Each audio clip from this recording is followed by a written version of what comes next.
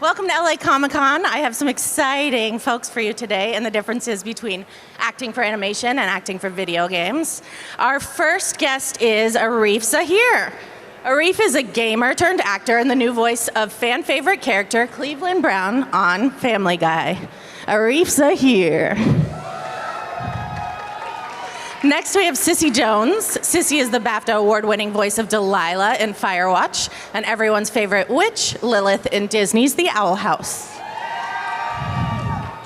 On to Courtenay Taylor. Courtenay is a voice actor with roles in over 150 video games, including Jack in Mass Effect and the voice of KO in Cartoon Network's OK KO, Let's Be Heroes. What's up? Now let's say hi to Damien Haas. Damien is the voice of Dennis and Seabot in Fortnite. And Nathan and Amy in Cartoon Network's Clarence. Yay! And finally, the lovely Krizia Bajos. Krizia can be seen in many of your favorite games, including Akali in League of Legends, all of the female Sims in The Sims 4. And she plays Margarita in the Casa Grandes. She's also the founder of Voiceover Camp. Yeah! And I am your moderator, Julia Bianco Shuffling. I am a casting director and the COO of the Help Network. I'm also the author of an upcoming book called The Art and Business of Acting for Video Games, which comes out on March 3rd. Nice. Yeah! Thank you for being here. So first off, we're going to start with a question for Arif, and then the others can follow in. Cool. Because you're new to animation, I would love to know what your experience has been coming in as an actor from another field. Yeah, so I came from doing voices while I played video games on YouTube, which was really fun to do. Just going in my room, setting up my Blue Yeti, and just talking to people on the game. And then when I got the role for Cleveland, going into that studio with the high quality, $30,000 microphone, the producers in my ears, hearing my voice reverberate with that Hollywood bass was next level. So big difference, but it's really fun. Big difference, but a few more eyes watching you, huh? Yeah, just a little bit more. Or maybe a few eyes watching just a little bit more. How about you, Cissy? Yeah, so I actually started in the Silicon Valley. I worked in tech for way too long, and I super hated my life, and made the switch to voiceover about 10 years ago, and it's honestly the greatest, and I love it. We could go into it for a long time, but I don't want to take everybody else's time. And how about you, Courtenay? I was a waiter and a boxing instructor, and I got turned down for acting school in New York because I had a terrible voice, according to the guy who interviewed me. That's amazing. And I went back to one of my teachers. She said, "You have a cool voice. Maybe you should try voiceover." And I started taking classes, and I loved it. And then I started doing commercials, and then I kept trying to get into video games, and nobody would hire me. And then one day, someone hired me, and then the doors kind of opened, and it was awesome. Floodgates opened. And then the floodgates opened, and it was awesome. And Damien? Yeah, my experience was more or less the reverse of Arif. I started out doing voice acting and then had the opportunity to join an already established YouTube channel in the gaming department, and I found that the skills often go hand in hand. Yeah. If you are a fan of one, you'll probably have a lot of info that sort of informs your performance in the other, and I found it was a good little marriage of the two, so I'm enjoying the balance. Great, and Krizia? Where am I? No, I'm kidding. So, yeah, I've been a face actor for a while. So I started that way when I was younger with commercials and TV shows and films, and then voice over came into my life 10, 11 years ago. And it's gotten a hold of me, and now it's never going to leave me, ever. You're never leaving me. Well, sure, but we know voice acting is acting, right? Absolutely. But what do you find the biggest difference, when you walk in or virtually walk into a session for a video game versus an animated show? Oh, starting with me, I like it. You know, for me, yes, of course, the base is acting, acting, acting, number one, first and foremost. Forget the tech. You got to be there. You got to fully live the life of these people that you're breathing the life into. But for me, when I do Casa Grandes or a Boss Baby that's coming out next year, they're animating to you. So you have a lot more freedom. You have a lot more fun. You get to explore a little bit more. There's not as much... There's timing, but there's not as much time constraints. It depends on the game. For Akali, League of Legends, it's we had to be quick, we had to be sharp, we had to just have those quick, sentences that just, you throw them out there, and with the intensity that you need to have.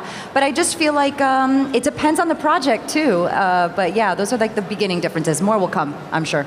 I'm sure. And what about you, Courtney? Any differences that you feel?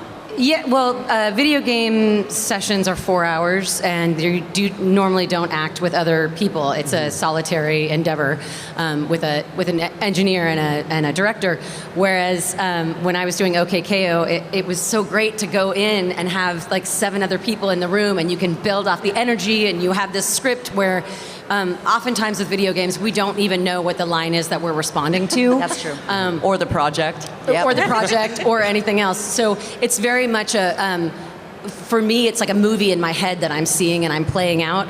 And when I first came in to start doing animation stuff on like regular show and Family Guy and things like that, you are like, oh God, there's someone else here.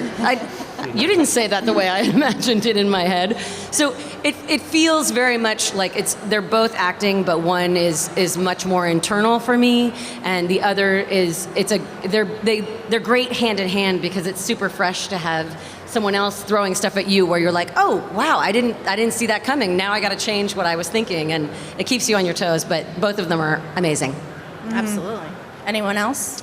Way less screaming grenade in animation Yes. than in Depends video on the games. animation. Depends on the animation. Also true. Yeah. Stylistically, for sure, when it comes to things like screaming or fights or what have you, there is still a bit of a barrier between the two, I think. I started doing video games well before I got into animation, so I did have a few moments where they're like, we need you to get hit with this brick and then fall over, and I would do a semi-realistic yell and be like, do you do a lot of video games? I'm like, yeah, I do. I definitely do. Sorry.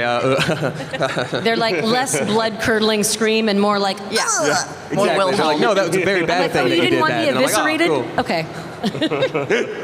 And just because I know you have experience in this, Krizia, what about facial capture, motion capture, and how that plays into the differences? Oh gosh, well that's the closest to theater, I would say, which I love. So that's the fun part about voiceover, no need for memorization, except if you are on mocap or PCAP or facial capture, you should be memorized on that. But it is the closest thing to theater, I would say. And then you're in the volume, you're with the other actors, that is special to me, because you have that immediate connection that... But it's hilarious because they'll build like your spaceship out of apple crates. Right. And they're like, picture this. Right, or if we have to hug, It's very, and we've got it's the very cameras. black box, right? Yeah. It's like in theater school when they put the little black boxes down in like a plant, and you're like, here we are in my spacious mansion. But what's fun about that and- too is that imagination is king here. Right. No matter what you do, your imagination needs to be on fire, because whether you're on an animated, you're doing an animated series, you're doing a video game, you're on the volume, doing mocap, you still have to create that world, whether you're in your studio, whether you're in an Apple box and that's your spaceship. So that's the most fun thing about it, is have your imagination on fire, and that's what's going to transcend everything. Yes. Totally. Yeah. This wiffle ball is your golden orb. And you're like, yes, the wiffle ball. Never looked at PVC pipe the same way. I know. And then you go from that motion capture stage into the booth and do your 300 line solo still, right? Oh, yeah. With a head cam on. With the head cam on. Yeah. So natural. All right, let's move on to some things I know that these folks really want to hear about. So let's start with Courtney. What is your most favorite memory or experience that you've had in the field so far? Or a favorite memory? Doesn't have to be the most favorite. Wow. I was the voice of, it wasn't necessarily my favorite, but it was definitely a good experience. I was the voice of Ada Wong in some Resident Evil properties, and thank you. Ow! What's up, Resident Evil? Okay. And they had done the motion capture actress was she had done all the lines first, and so I came in to do face cap for her, and I had to watch a screen where she was doing everything, and she spoke really, really fast, and I had to be sultry, sexy Ada Wong. And so I had to watch what she was doing in reverse because it was on the television. And so she would open a door and look right, and I would have to watch her and at the same time open the door and look left. And she would say like, where did he go? And I would have to be like, where did he go? All at the same time. And I was literally just this, where I would just have to be like, oh guys, I need to just take a moment and go to the bathroom, please. And just be like, Okay. But it was a really great experience because it took me to another level of you start to get into a groove sometimes. And so I always am really grateful those experiences where they're like, you think you know what you're doing right now, but we're going to throw you a little extra loop. And you're like, yeah. So it really keeps you on your toes, keeps everything fresh. Always new surprises. Yeah. What about you, Damien? Yeah, I think when you're first starting out in voice acting, I don't know if this is relatable for y'all, but there's this feeling of like, I hope I do a good job. I hope I do well enough to not get fired, and that's like the base of what you're hoping for. Just Does that change? What's that? Does that change? Oh, no. Because I was like, not at all. I'm like, Good. Oh, good I'm to know. still like, So- please don't fire me, please don't fire me. There's always anxiety there. But when I started working on Fortnite, it was one of the most comfortable moments I've ever had playing a character. He's a real goofball. He's a real screw-up. His name is Dennis. And they kept bringing him back. And like one of the days, maybe 5-6 sessions in, I still had the mindset of, I hope I don't get replaced, which is insane at that point. But they said something to the effect of like, oh, it's so good to have you back in the booth. We wrote this thing for you because we loved the way you said this thing last time. And it was a moment of like, okay, I finally think I sort of kind of know what I'm doing a little bit. I won't be fired. They like me. They really, really like me. Yeah, a little bit. Need a little validation. So, yeah. We all need a little validation. How about you? You're doing great. Why, thank you. I think mine was when I first joined the table read Zoom link for the first time for Family Guy. And you see the little Zoom thing roll, I'm like, holy crap, And you see Patrick Warburton, Mila Kunis, Alex Borstein. I'm like, hearing No big Patrick Warburton be deal. like, good morning, Arif, how you doing, man? I'm like, I'm good, man. I had to like keep it composed. I'm like, I've been a fan of these people since I was a little kid. But I'm like, hey, how you guys doing? Be all professional and stuff. But I would say joining the table reads every time is really surreal, and it's really cool working with these people and talking to them, and it's really fun. That's like the coolest part for me. Hey man, stop it, it's all right, dude. And Cissy. There's been a lot, but I think most recently, if you haven't watched season 1 of The Owl House, close your ears. But there was a moment towards the end of season 1 where Lilith does something awful, and Twitter erupted in cancel Lilith. So everybody had their profile pictures of my character with the red line through her, and they were like, I hate this character, but you did an amazing job. And it was so cool because so often we get these incredible characters, and we're like, I hope you don't suck, like you just put it out in the ether and Godspeed. But to see people react so beautifully to her and then come back and be like, we love you, Lilith. I'm like, You don't forget. yeah, no, I love it. I love it so much. It is hard to narrow it down your babies, It's really tough, but I have to say, working on Arcane recently was really freaking special. Yeah. Really, really, really special, even though we did that first season like a couple years back, working on that. You could just feel it brewing. You're like,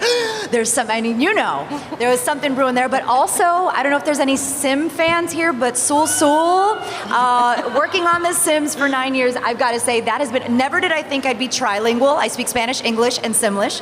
So, Ubate Defuni Panadiola. And so that has been the most wild ride because I'm like, wow, this is something that's transcended so many. It's been a blast to be a part of that franchise as well. So it's hard to narrow, but I would say maybe those. That's a pretty good one. Yeah. Okay, well, we're going to wrap up here with some advice for folks looking to get into a career in acting for video games or animation. So, Krizia, let's start with you since you just finished. Advice. Oh Any my gosh. advice. You know what? This is such an exciting place to be in. But just like anything in life, is it put your attention to something and it'll grow. And the way to put attention to this is training, studying. That is so important. You see the difference. So many people want to jump into this, and I get it. But because of that, you have to be that much better. You have to know how you're getting into this business. I'm going to go ahead and say, voiceover camp. Check it out. Yeah. Voiceover is my passion. I do teach it, but it is something that I would recommend. There's so many amazing places out there. Julia also has a great spot. But train. That is how I trained for 2 years without seeing anything, just getting a demo done. And I am so grateful that I put as much time as I did because the fruit of that labor is getting shown right now, and I couldn't be happier and more grateful for that process. 1,000%. And also, don't think that all you have to do is talk and just put out a demo and you'll be good, because a bad demo never goes away. So go to the voiceover camp, go to the Help Network, find places that there are reputable coaches who are teaching and not blowing smoke up your nose. Research. Because it matters. It's not cheap and it's not overnight. I'll just speak from my experience. Social media does work. I was told countless amounts of times coming up, you're just a YouTuber, whatever, TikToker, whatever. It does work. I can speak like 8 years, 7, 8 years doing the voice for Cleveland Brown brought me to getting cast on the show, which I would have never in a million years would have thought happened, and it did. So still doesn't feel real, but I would just say keep at it. Like I said, train, really work. Like if you're doing impressions, especially impressions, I'm sure you guys all know, just like really take one phrase and just keep saying that over and over again until you can like eventually get the voice. So that's just one little tip I can say for you guys. I'd say voice acting is acting.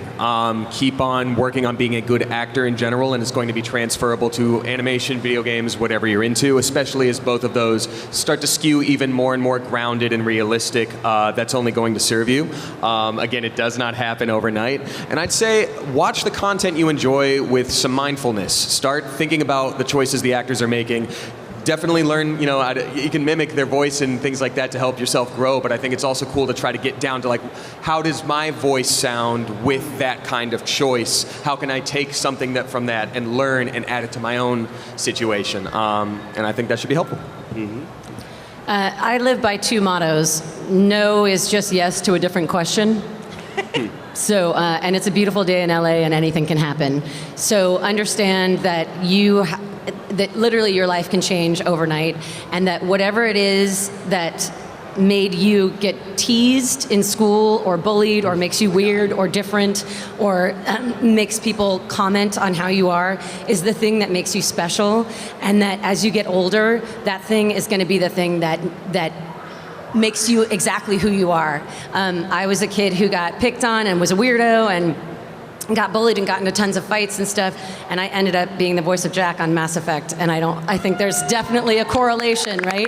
And I think I brought my experience of those big emotions and the things that happened to me to that role. And if you want to be a voice actor, make sure that you don't shy away from those things that have hurt you or made you different in the past, because in any line of work, it's the thing that's going to make you shine. So thank you. Yeah. Amen, sister. Love it. Yes. Absolutely. All right, any last remarks? And then I believe we're going to open up to some questions. Brush and floss. Yes, brush and floss.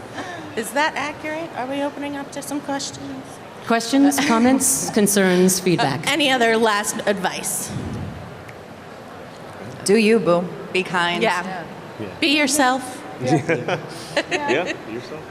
And social media does work, but it's not a replacement for hard work. 100%. And It is hard work to do a YouTube channel for that long. What is your question?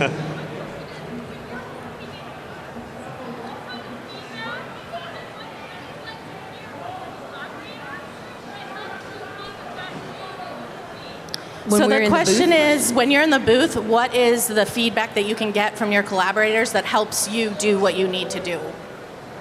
I just started directing video games, and so I'm really happy that I've been on the other side, because it's a very isolating experience to be alone in the booth, especially now while we're in this pandemic. We don't go into the studios at all, and so I've realized that it's really important to make the person who's in the booth feel comfortable, because we, from the directing side of things, we want you guys to do your very, very best. And if that means making sure that you know that you're loved and that we brought you in for what you do, that special thing that you bring to the party, and that any way that you can infuse yourself. So much of what we do as actors, anybody can do this. And I'm not saying anybody can, but we could put many talented actors into these roles. The reason that we brought that person in is because we want that special something that Cissy brings to Lilith, right? And so to make sure that we're getting that feedback of what we're doing right, and also speaking to us in words that we had, like active words, right? So instead of being like, can you notch it down 20% on the energy, be like, maybe you're intimidating this character, and you're getting into her, like the physicality choices for me are what really fire me up as an actor. So I love that when a director will give me that. I would like to echo that and say I had a session when I was very first getting started, and it was, when Skype technology was still kind of new, and the creator was on the line with the director, and I was in my booth at home, and I would do a take, and she would go, "Well, that sucked." And I mean, it was just not what she had in her mind, and it broke me. Luckily, the director's a good friend, and he was texting me on the side, like, "Listen, it's not you, like, we're just trying to work through this." But, be constructive in feedback, I think, is the most helpful thing, because what sucks is completely objective. Yes. If you have a different idea in your head, give us constructive ways to get there. Right. Yeah. Agree with that. Okay, we have a mic in the audience now. Any other questions? Oh, here we go. This is for Arif. How do you stay motivated? Oh, what's it? How do you stay motivated? Oh, how do I stay motivated? Yeah. My mom and my fans keep me going. This is it. Very nice. And over here, any other questions? Yep. Okay. My bad. For Arif, can you do Cleveland real quick? Please. Well, I don't know, man. It's been a long time since I've been in front of a stage. Thanks, man. Appreciate it. Thank you. Here's the mic here. So I have a question for Cissy Jones. Out of everything, what was your favorite part of being Lilith in the Owl House? Good luck with puberty. No, I love her arc. It's been so much fun to have like Hootie, and again, I don't want to spoil it for anybody. Oh, look at your little animus! I love it. Your talisman. I love her. I love her, top to bottom. Love her. Thank you. And next. Hey, Krizia, do you Where's miss the mic? Oh, hi. do you miss being on the stage like in high school? Do you remember me? Who's that? I'm with Kate. I'm Brad Young. Oh my gosh! Hi guys. Okay, so that's the daughter of my high school drama teacher. There Oh you my go. gosh! I miss theater. I haven't been on a stage for a while, but I still do TV, and sitcom work kind of is like theater sometimes. So that's a lot of fun. Oh my gosh! Hi. Good to see you. Thank you. And how about back there? And then I believe we're... My question is for Arif. I'm an aspiring voice actor. What advice would you have for me going forward? I would just say when you come up with a unique character, I learned this, I think, I was watching a Simpsons behind the scenes thing. One of the actors had said, if you're coming up with an original character, even if you do a bad impression, because I come from impressions, that can become a unique character to you. Even Mike Henry, he met someone, and that's where he got Cleveland from. He met someone playing a basketball game. So if you pick up random people, strangers with a unique voice or sense of personality, I would just say take that and build on it and make it your own. Awesome, thank you. Yeah, the people you know as well. Krizia's Margarita is based on... It's a little like looser version of my mom, who's Cuban, and she's like, "Ay, pero que es esto?" and just doing the hair and getting into people, and like, oh, the town gossip. So I just kind of took like a little bit of Miami flavor plus my mom and just heightened it up a little bit, and then Margarita was born. All right, and I think this is our last question because I believe we're done in a minute. Yeah, I got I'm lucky. sorry. Arif, man, I love your music. I fucking love it. In August, oh my God, man. Thank you, man. You Thank have a you. beautiful fucking voice, bro. Thank you. Thank you so much. Beep, beep, beep, Thank you. beep, beep. Thank you. All right. One more, we can't? Aw. Yes, one more, fine. One minute. tried. We have 1 I minute, tried. they said. This question is for Arif. Was your YouTube career and history kind of looked down to maybe he's not that good of a contender for such a role on Family Guy? Can you say it one more It's kinda time? hard to Sorry, hear. we're having a little trouble hearing you. Was your YouTube career kind of looked to as a hindrance? Maybe this guy isn't maybe that good. He's a YouTuber, and do you think that YouTube in the future is going to be looked to kind of like a way for bigger corporations to kind of look at voice actors and be like, oh, maybe we can kind of pick him out of here and everything? So you're basically saying if bigger corporations are going to start looking to more social media platforms like YouTube and TikTok? Okay, yeah. Yeah, I definitely think so. when I was contacted by them, they had said that they had seen my Cleveland Brown tutorial on YouTube, and that was one of the determination, or the whatever the word is. Yeah, determinants, whatever. To decide if that was a good choice to audition or give me the audition. So I would say for sure, that's 100%. All right, thank you so much, everyone, for coming. We Thank you, appreciate it everybody. so Thank you so much. Thanks, guys. I love your Have a great cosplay. I love it. This is John Glover, and you are watching Fandom Spotlight. Be sure to like, share, and subscribe. Lionel Luther recommends it. Have some fun. Follow your fandom.